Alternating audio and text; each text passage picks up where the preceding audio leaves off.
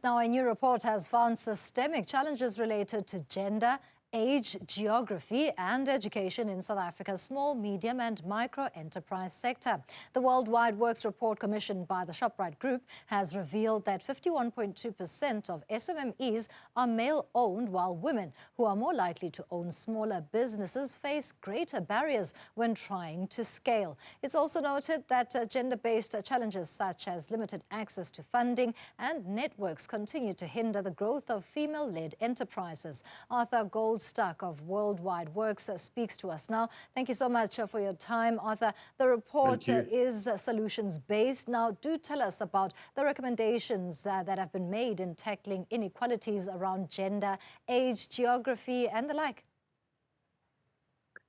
Our report has shown that there's a massive need for women-owned businesses to get greater support, because when you start at the bottom, in other words, the smallest businesses in the country, those with 1 to 5 employees, more than half are owned by women.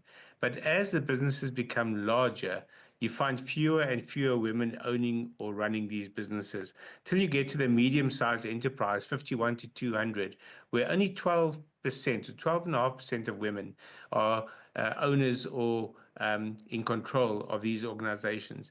And the reason for that is that they often cannot get the access to funding that are available to men, and they don't have access to markets or to networks when they are small businesses. So they're unable to scale up, and the businesses that scale up tend to be male-run or male-dominated, but also once they are larger, they tend to favor male employees. So the recommendations that we've made and that the Shoprite Group also is looking at implementing is for startups in particular to establish incubators and accelerators of the kind that can provide mentorship, funding especially, and market access for these early stage businesses.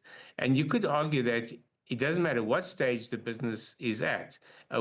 The women-run businesses in general require that kind of mentorship and funding that is not readily available to them because of traditional discrimination, traditional stereotypes that men run businesses and women run homes.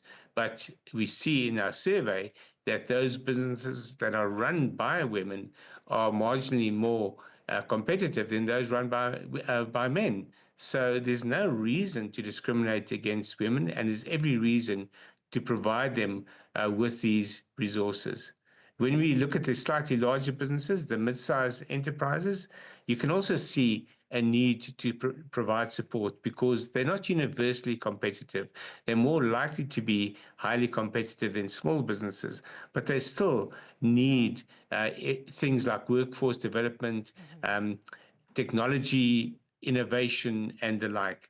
So it's necessary to encourage the larger of the small businesses, in other words, mid-sized businesses, to explore new markets, to drive additional growth, and to also work with the smaller businesses.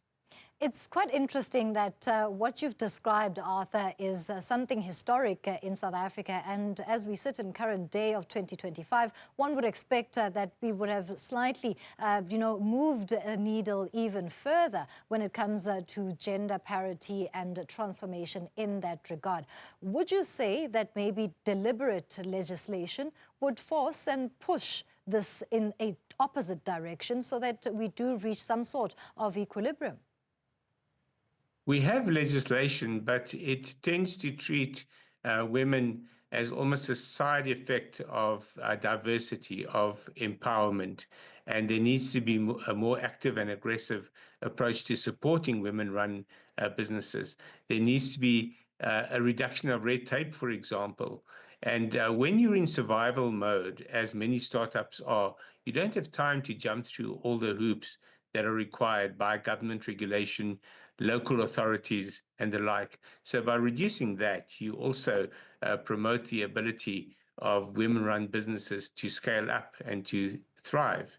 That's on the one side. On the other side, you could actually see massive benefits from large enterprises supporting women-run businesses, giving them favor, for example. So the Shoprite Group, for example, commissioned a survey in order to see how could they support their supply chain of smaller businesses and how could they make a bigger contribution to the economy by enabling small businesses to grow and to grow their number of employees. So as a job creation mechanism, supporting small businesses has got massive knock-on benefits.